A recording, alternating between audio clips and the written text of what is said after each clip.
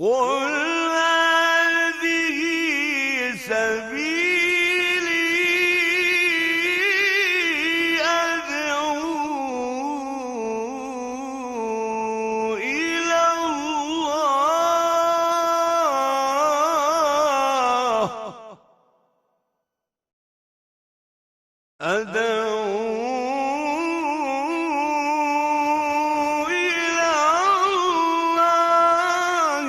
على بصيرة أنا ومن اتبعني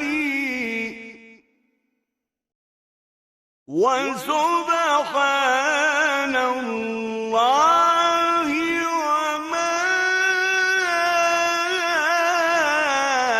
أنا من المشركين.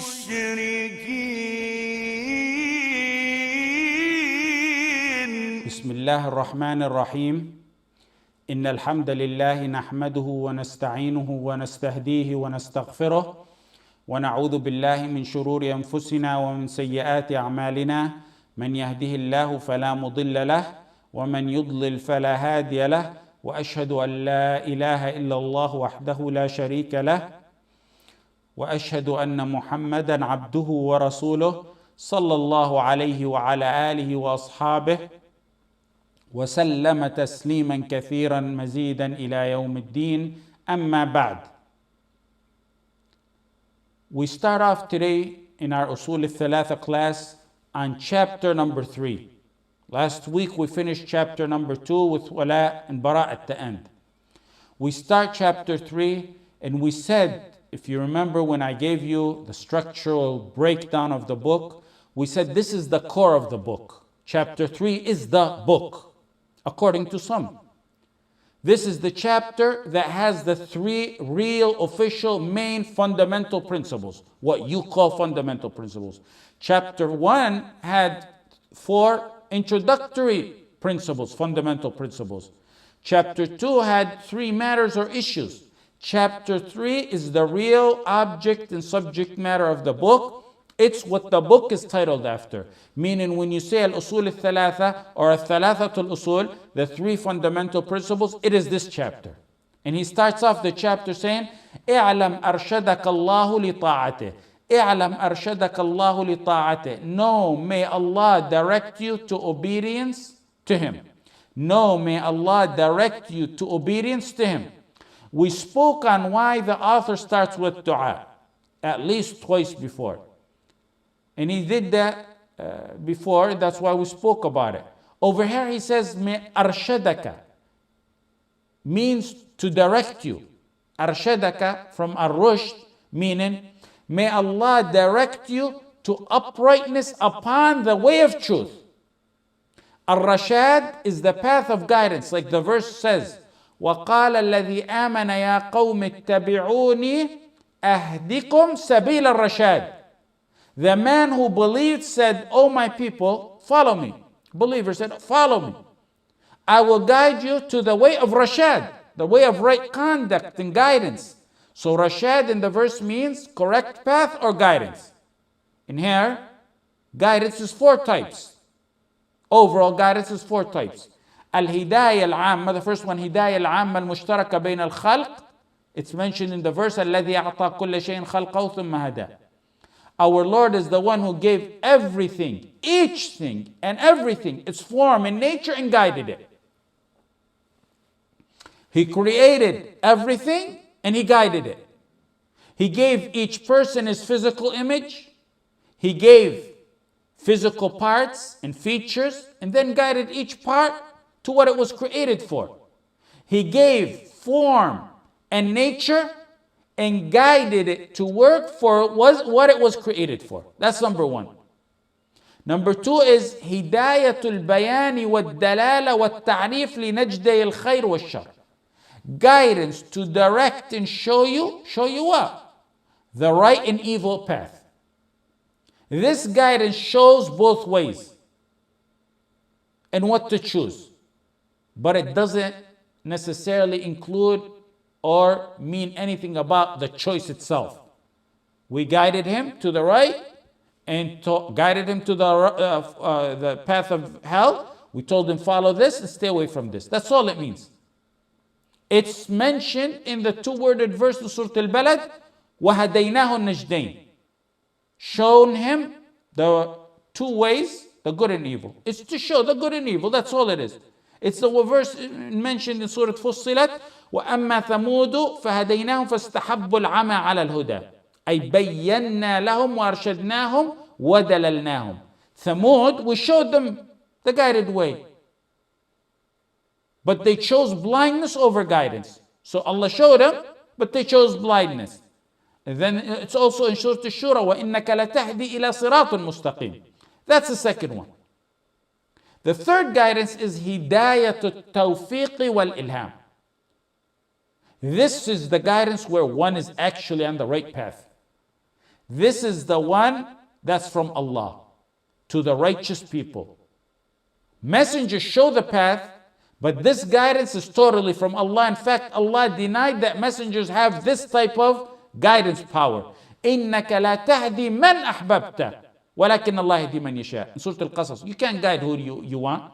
وكذلك أوحينا إليك روحا من أمرنا ما كنت تدري ما الكتاب ولا الإيمان ولكن جعلناه نورا نهدي به من نشاء من عبادنا وإنك لتهدي إلى صراط مستقيم صراط الله الذي له ما في السماوات وما في الأرض. In this verse he said the messenger guides. The messenger guides in a way, but it's not the guidance that of tawfiq from Allah. The success comes from Allah. So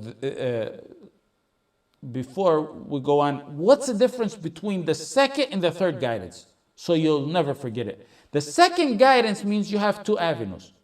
Here's the right avenue, here's the wrong avenue. Stay away from the wrong one, follow the right one. That's all it is, number two. Category number three means one is actually guided by Allah. And we ask Allah to be among that. Now the fourth type of guidance is guidance to heaven or hell when one is taken to him. الهداية إلى الجنة والنار إذا سيق الإنسان إليهما. That's mentioned in the verse. سيهديهم ويصلح بالهم ويدخلهم الجنة عرفها لهم. Surah Muhammad. He will guide them to the path of Jannah.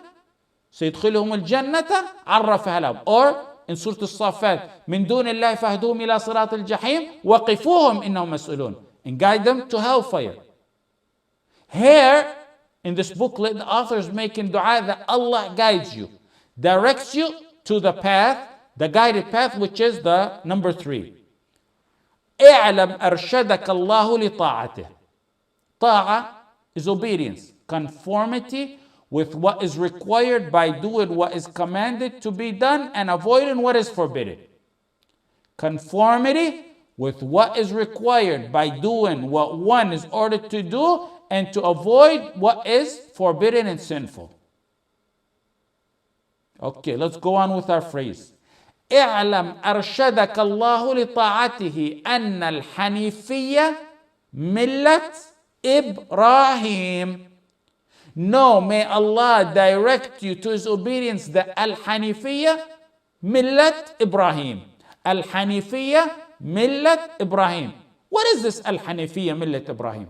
And it's in the Quran many times.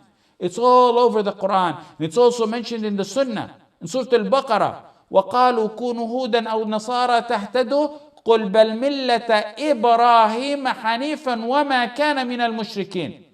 In Surah Al Imran, ما كان إبراهيم يهوديا ولا نصرانيا ولكن كان حنيفا مسلما وما كان من المشركين. قل صدق الله فاتبعوا ملة إبراهيم حنيفا وما كان من المشركين. In Surah Al Imran, ومن أحسن دينا ممن أسلم وجهه لله وهو محسن واتبع ملة إبراهيم حنيفا واتخذ الله إبراهيم خليلا. Surah النساء, فلما رأى الشمس بازغة قال هذا ربي هذا أكبر فلما أفلت قال يا قوم إني بريء مما تشركون إني وجهت وجهي للذي فطر السماوات والأرض حنيفا. In Surah الأنعام, قل إنني هداني ربي إلى صراط مستقيم دينا قيما ملة إبراهيم حنيفا وما كان من المشركين. In Surah الأنعام, إن إبراهيم كان أمة قانتا لله حنيفا ولم يكن من المشركين in Surah Al-Nahl. What's this millat Ibrahim Hanifa mentioned? This is just some verses. There's more. Before we go deeper, simply put the definition. Here's the definition. Al-Hanifiyya is the religion that is free from shirk and founded upon purity and sincerity of intention for Allah. It's the true and straight, pure religion. It is Islam. Now let's go to the root word and see the connection in the meaning. In the real Arabic, the original Arabic, the old Arabs would say رجل حنفاء with a kasra on the ra. ورجل أحنف a fatha on the ra. The first one means رجل حنفاء means a leg that's حنفاء. Leg that's حنفاء. Second one means a man who is أحنف. A woman, a female poet called al-Ahnaf used to say, والله لولا حنف برجله ما كان في فتيانكم من مثله. A female poet used to say about someone, using this root word, had he not had hanaf in his legs, there would not be in your youth anyone compared to him. He has a deficiency, otherwise he'd be the best one. We're using her line of poetry for linguistic purposes.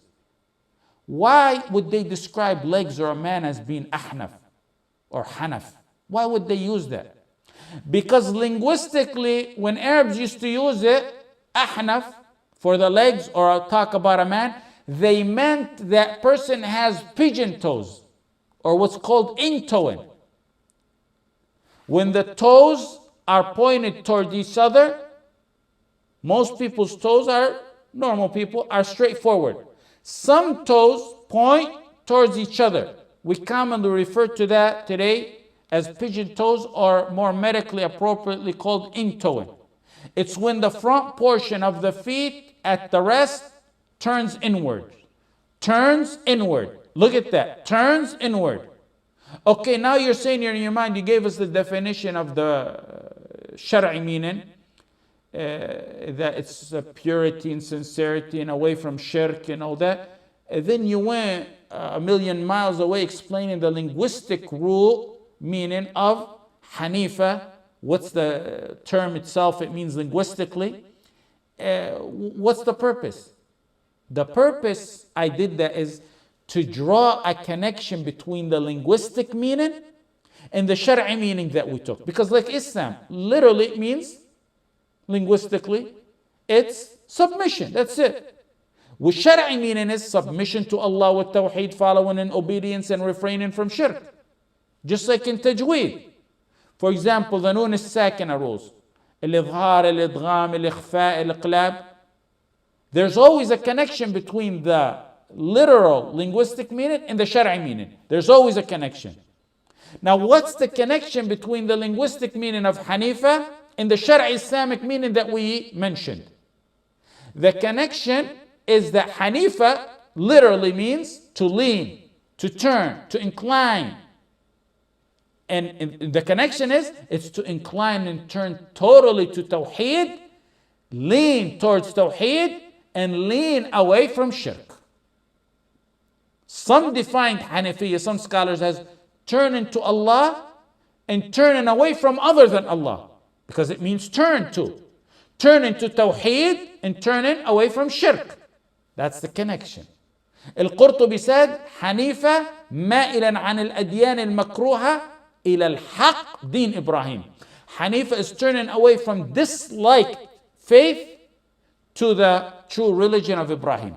Ibn Ashur, in his book At-Tahrir wa Tanwir, which is a 30-volume tafsir, he said Hanifiyya or Hanif is when you veer off track.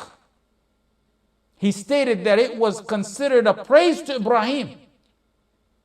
He needed to veer off track because during his time, the people were in deep darkness and astray, so he turned away from that course.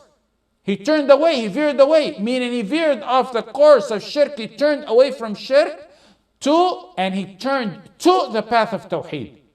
Sometimes it's good to be different. Sometimes it's best to take a detour that no one else has taken, or a detour everyone else has warned you about. Ibn Ashur said after that, Al-Hanifiyya became a symbol or an honorary term of praise in honor of Ibrahim alayhi salam. Another point on Al-Hanifiyya is that it also means Islam. And Islam means Hanifiyya.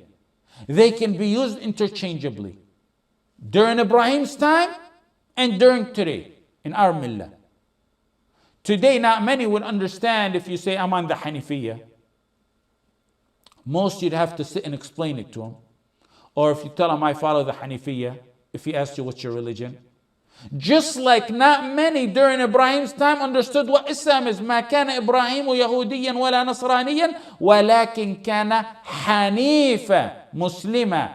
Ibrahim was neither a Jew nor a Christian, but he was a Hanifa. A Hanifa, he mentioned Hanifa first, then Muslim. Hanifa and Muslima. Both terms were used there. Ibrahim turned away from both courses, both religions, and turned to Hanifa Muslima. We need to know that word in depth because it is a word that's very important and essential to the people of La ilaha illallah, especially the strongholders of Tawheed, those who study and want to master Tawheed. Ibn Ashur said Ibrahim used Hanifa in replace of Islam during his time at times because people back then didn't know what Islam is, so he used Hanifa because they knew what Hanifa was. Even though Ibrahim called himself Muslim, he used Hanifa because his people didn't know it. When he built the Kaaba, what was he saying? Him and his son. Rabbana waj'alna muslimaini. Oh Allah, make us Muslims. But then he used Hanifa. Why? Ibn Ashur said he used it because the people during his time didn't know what Muslim was. They knew what Hanifa was. قل يا أيها الناس إن كنتم في شك من ديني فلا أعبد الذين تعبدون من دون الله ولكن أعبد الله الذي يتوفاكم وأمرت أن أكون من المؤمنين وأن أقم وجهك للدين حنيفا ولا تكونن من المشركين. In Surah Yunus, Allah tells the Prophet ﷺ, وأن أقم, direct your face, O Muhammad. Allah is directing the Prophet to follow this Hanifiyya. Direct your face, O Muhammad, entirely towards the religion of Hanif. In similar verse in Surah Al-Rum, فأقم وجهك للدين حنيفا فطرة الله التي فطر الناس عليها لا تبديل لخلق الله ذلك الدين القيم ولكن أكثر الناس لا يعلمون. Even the Prophet ﷺ in his hadith said, إني أرسلت بحنيفية سمحة. In Musnad Ahmad, I was sent with Hanifiyya Samha. And when he was asked, the Prophet ﷺ, what's the religion most beloved to Allah? In Musnad Ahmad, what is it? He said, Al-Hanifiyya As-Samha. In Musnad Ahmad, when he was asked, what's the most religion that's beloved to Allah? He said, Al-Hanifiyya As-Samha. What's Al-Hanifiyya As-Samha? We took Al-Hanifiyya. As-Samha means the easygoing religion. The religion that's very easy. And as you know, our religion is founded on being easy. If you look at our religion overall, it's very easy. And when matters are very difficult on one where he can't do them, they turn to be easy, with the exception rules that we have. However, there may be some details that are difficult and that one has to do if they're under his mean. It doesn't mean there's some aspects that are not difficult. There is some aspects that are difficult. Now, the point is that Hanifiyya and Islam can be used interchangeably. You have to understand that. The last detail on this Hanifiyya issue is that don't get Hanifiyya and Ahnaf messed up. Al-Hanifiyya, the Millah of Ibrahim, is one thing, and the Ahnaf, the followers of Abu Hanifa, which is the school of fiqh that Abu Hanifa established, that's a total different thing. Before we move on, let your fingers relax and your minds relax a moment. Let me tell you this personal dream that I always remember when I talk about this issue. 35 years ago or so, or close to it, as I always say, Islam back then wasn't popular or common. It was the movements on the scene were the secular movements, the nationalistic movements, the communist movements, the socialist movements. They were dominating even among those who claimed to be Muslim. Marcus and Lenin were like the stars and heroes for many who call themselves Muslim. And all over the world, and more particular in countries with calamities, in countries that are trying to liberate lands taken from them. Allah didn't take our lands and put us in the predicament that we're in today for anything small or vain, or because He oppressed us, ma'adallah. He touched the ummah for a tiny bit of their sins and forgave Allah. I remember my father bringing group after group of Muslims who were Muslims, trying to convince them that Allah exists, because now suddenly they adopt communist and atheist ideologies. Some were growing beards, not to look like our beloved sallallahu alaihi wasallam, but rather to look like Castro and Guevara. Truly, I'm telling you facts. Others seen Jamal Abdel Nasser in Egypt and his nationalistic movement, and Mushal Aflaq's movement, as the route to victory. Then others went with the secular route of Yasser Arafat.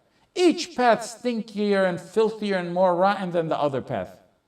The few who were called religious were at many times people of bid'ah. And then there was always the few who are on the truth. Many of you don't know this historic background because you were either young or not born back then. Actually, I myself was young, a child. So basically, Islam wasn't as popular, as common as you see today, or anywhere close to that. It was during those times that my father wanted to continue studies in Medina to face the challenges and doubts and better his knowledge, even though at that time he was very knowledgeable and he had already learned with many mashayikh. From the will of Allah, and His biggest blessing on our family is, and it's rare to see, is that I told you people molt in their belief. They change and they molt in their belief, and they change with how the news change and how the circumstance and the government change. But the manhaj I'm on today, Wallahi al-Azim, is the manhaj my father taught me when I was a little kid. Not a tiny bit change. And I say alhamdulillah, thumma alhamdulillah, that one had istiqamah from young days and didn't molt and change.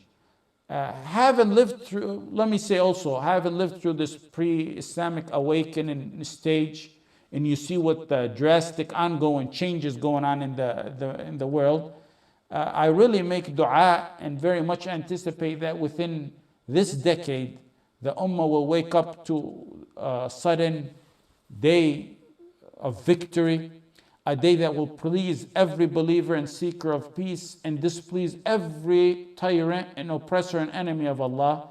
The day that we all long for when we hear of the Khilafah established on this earth. I believe inshaAllah ta'ala will be in this decade.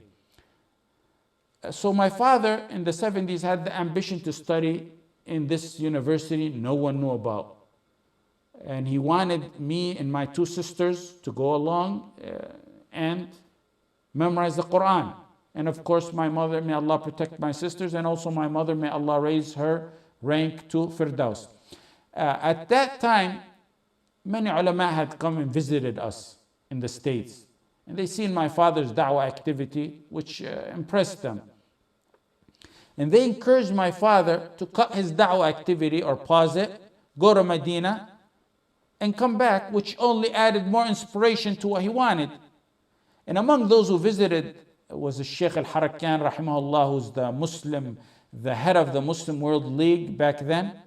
And Abdullah bin Qa'ud, who was among the high ulama, rahmatullah alayhi, also died. There's also Shaykh Sa'd al-Husayyan. He was in charge of the Islamic affairs in Jordan for Saudi. Then he involved his two brothers, Ibrahim al-Husayyan, who was Ibn Baz's right-hand man and trustee for decades. And then they had a third brother, which is Salih al-Husayyan, who you may have heard of, just died recently, months ago. He was the head of the committee for the Haram in Medina and Haram in Mecca. And many others who all pushed and helped my father to fulfill his dream to go to Medina. And many helped him get accepted. All those who I mentioned are dead with the exception of Shaykh Saad. May Allah have mercy on those who died of them.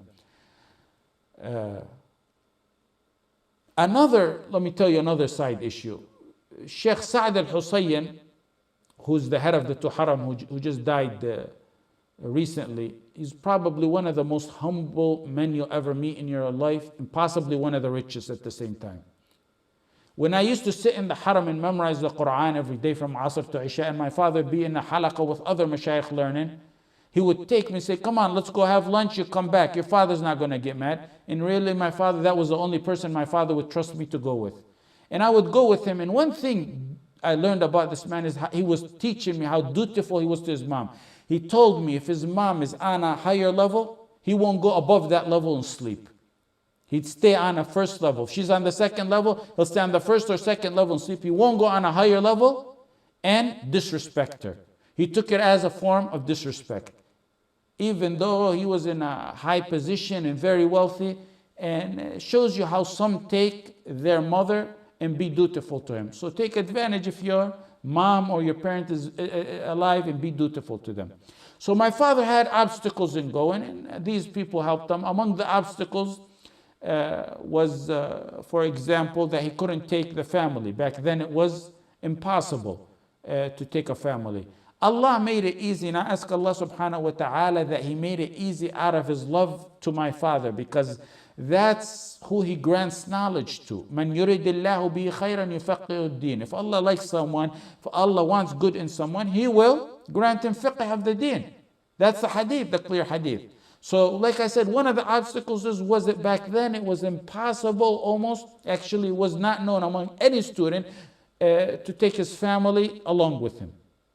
That doesn't happen back then. And if you try to do it illegally, they had checkpoints back then every 2 weeks set up. Medina was very small. And they had checkpoints where they would clear out anyone who was illegal. Unlike today where there's permits for students in Medina, and also there's other ways the students find around it, taking them. My father wanted us all to benefit, and he wanted us to memorize the Quran. And if they decline us, he's going to reject the acceptance. So in the midst of the days spent in anticipation and looking forward to going to Medina, and if they'll all allow us all to go, he had a dream, and he seen himself riding on a horse entering Medina with Ibrahim alayhi salam, welcoming him to Medina. And he was telling Ibrahim telling my father in the dream alayhi salam, you will be on the Hanifiyya. You will master the Hanifiyya. You will live on it and you will die on it. Or a statement closer to that. May Allah make that true.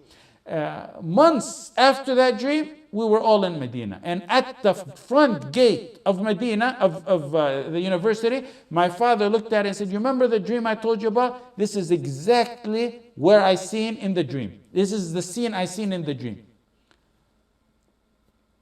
And I told you this because every time I remember or teach or mention Hanifiyya, or a lot of times when I recite it or read it, I remember the dream my father had. I ask Allah subhanahu wa ta'ala to keep you and our beloved followers and students all over the world steadfast on Millat Ibrahim Hanifa, that we live on it, that we die on it, and that we be resurrected on it. Now let's go back to our text. اعلم أرشدك الله لطاعته أن الحنيفية ملة إبراهيم. Okay, you can pick up your pen, snap out of it. You're still thinking about the dream. اعلم أرشدك الله لطاعته أن الحنيفية ملة إبراهيم. اعلم أرشدك الله لطاعته أن الحنيفية ملة إبراهيم. الملة, the word ملة means the way. Here it means the way which Ibrahim followed in religion. Millah is the way in which Ibrahim followed in religion. اعلم أرشدك الله لطاعتي أن الحنيفية ملة إبراهيم. Millat Ibrahim. The next word is, we took Millah, now the next word is Ibrahim. We know Ibrahim alayhi salam, the man Allah said about, وَاتَّخَذَ اللَّهُ إِبْرَاهِيمَ خَلِيلًا. وَمَنْ أَحْسَنُ دِينًا مِمَّنْ أَسَّمَ وَجْهَهُ لِلَّهِ وَهُوَ مُحْسِنٌ. Who's better in religion than one who submits his face to Allah while he's a muhsin? وَاتَّبَعَ مِلَّةَ إِبْرَاهِيمَ حَنِيفًا, and follows the religion of Ibrahim Hanifa. وَاتَّخَذَ اللَّهُ إِبْرَاهِيمَ خَلِيلًا, and Allah took Ibrahim as his intimate friend. And Allah took him as his friend. And Allah chose him as his friend. He is the Khalil. وَاتَّخَذَ اللَّهُ إِبْرَاهِيمَ خَلِيلًا. The Khalil of the most merciful is Ibrahim. He's the father of the prophets. And his way is mentioned repeatedly so that it will be adhered to. It will be followed. قَدْ كَانَتْ لَكُمْ أُسْوَةٌ حَسَنَةٌ. You remember the verse that we took last week. قَدْ كَانَتْ لَكُمْ أُسْوَةٌ حَسَنَةٌ. Here, Ibrahim is a qudwa. He is an example for the Prophet ﷺ. He is a qudwa and he's an example for this ummah.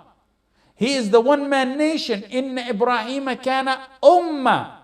Allah gave him wisdom when he was a young boy, as he said in the Quran, وَلَقَدْ آتَيْنَا إِبْرَاهِيمَ رُشْدَهُ مِنْ قَبْلِ وَكُنَّا بِهِ عَالِمِينَ. We bestowed a foretime on Ibrahim his guidance, and we were well acquainted with him and his belief to the oneness of Allah. A boy raised in a house where his father made statues to be worshipped instead of Allah. He was worshipped he was raised in an environment where statues were worshipped all around him. That was his environment. That's how he grew up. He stood against the people of his time. وَكَذَلِكَ نُرِي إِبْرَاهِيمَ مَلَكُوتَ السَّمَاوَاتِ وَالْأَرْضِ. We want to show Ibrahim the kingdom of the heavens and the earth, and that he be one of those who have faith with certainty. فَلَمَّا جَنَّ عَلَيْهِ اللَّيْلُ رَأَى كَوْكَبًا قَالَ هَذَا رَبِّي فَلَمَّا أَفَلَ قَالَ لَا أُحِبُّ الْآفِلِينَ. When the night covered him, when the night came over darkness, in the darkness came, he saw a star. He said, that's my Lord. But when it set, he said, I don't like that which sets. When he saw the moon, فَلَمَّا رَأَى الْقَمَرَ بَازِغًا, he said, this is my Lord. قَالَ هَذَا رَبِّي. When it set, he said, unless my Lord guides me, I will surely be among those who are astray. لَإِن لَمْ يَهْدِنِي رَبِّي لَأَكُونَنَّ مِنَ الْقَوْمِ الضَّالِّينَ فَلَمَّا رَأَى الْقَمَرَ بَازِغًا قَالَ هَذَا رَبِّي. A young man who stands tough and teaches us the tactical debate to impose on your opponent what they believe in a way that shows them how ridiculous and pathetic that belief is. Impose the idea on them to show them how pathetic and ridiculous it is. When he seen the moon, when he seen the sun, he said, this is my Lord. When it set, he said, إِنِّي بَرِيءٌ مِّمَّا تُشْرِكُونَ. I disown that which you worship. إِنِّي وَجَّهْتُ وَجْهِيَ لِلَّذِي فَطَرَ السَّمَاوَاتِ وَالْأَرْضِ. I turn my face to the one who created the heavens and the earth. حَنِيفًا مُسْلِمًا. I turn my face to Allah and only Allah. Turn my face. That's Hanifa. I turn my face. Ibrahim is the ideal da'iyah. He is the one who has wisdom in da'wah. He was the one who has manners in da'wah. It's statements he said when he said to his father, Ya abati, Ya abati. He's talking to a father who's opposed him, who was his enemy, yet he's still telling him, Ya abati, inni qad ja'ani min al-ilm. Oh my father, have some knowledge. Ya abati la ta'bud shaitan. Oh my father, don't worship the shaitan. Ya abati inni akhaf. Oh my father, I fear that the hell's going to touch you. And then when he disbelieved and he got arrogant, he said, Salamun alayk. Look at the manners. Look at the wisdom in da'wah. When matters got serious, he got serious. He displayed his bara from them. And he said, Kafarna bikum. Wabada baynana wa baynakum al-adawatu wal-baghda. We disbelieve in you and that which we believe. And hatred and animosity has become between us. When they stepped it up, he stepped it up. And he said, وَتَاللَّهِ لَأَكِيدَنَّ أَصْنَامَكُمْ بَعْدَ أَن تُوَلُّوا مُدْبِرِينَ. Wallah, I shall plot a plan and destroy your idols after you've gone away and turned your backs. He destroyed the statues into ruins except the big one. فَجَعَلَهُمْ جُدَاذًا إِلَّا كَبِيرًا لَهُمْ لَعَلَّهُمْ إِلَيْهِ يَرْجِعُونَ. قَالُوا مَنْ فَعَلَ هَذَا. Who has done this to our gods? Even though their lords were dust and dirt, they still called their lords, lords. When the fitrah goes from Hanifiyya to its opposite, it no longer has sense. They're calling dust their Lord. قالوا سمعنا فتى. We heard a young boy. In court, he was the one-man nation. They took him to court. He was a one-man nation that spoke like a real man, even though he was a young teenager. He didn't cower and dilute his teaching or back away. He said, Uffin lakum, fire upon you and that which you worship besides Allah. Have you no sense? قالوا حرقوا. They said, burn him. What did he say? They said, burn him. He said, Hasbunallah wa ni'mal wakil. Allah said, Kuni bardan wa salaman ala Ibrahim. Be cool and safe on Ibrahim. This is our Ibrahim alayhi salam. Khalil, the one Allah took Khalil. The one-man nation, the one Allah says he's a one-man nation, the one Allah says he's a Khalil, the one we're ordered to follow in his footsteps, the one our Prophet was ordered to follow in his footsteps, the universal reviver of Tawheed on this earth. Ibrahim kana ummah. Allah gives certification to this man as being a one-man nation. It wasn't through luxury and comfort that he got it. It was through hardships and difficulties and trials that he got it. It was through wala and bara, through firmness and steadfastness, through da'wah and belief, unwavering belief. May Allah bring about in this ummah more one-man nation. Or more, we need women. One woman nations to revive this Hanifiyya of Ibrahim alayhi salam. Now you know what the author meant in his statement, Al-Hanifiyya Millat Ibrahim. When you read it in different forms throughout the Quran or in the Sunnah or when you see it anywhere, now you know what Al-Hanifiyya Millat Ibrahim is. Okay, it's Salah time. We'll take time for Salah, then we'll come back. We'll take about half an hour to 45 minutes of questions when we return. Those of you who leave before the questions, make sure you check your emails and your text, whatever they send you, to see if there's class next week, because I'm not sure if there's going to be class. So make sure to check that. جزاكم الله خير وصلى الله على سيدنا محمد وعلى آله وصحبه وسلم.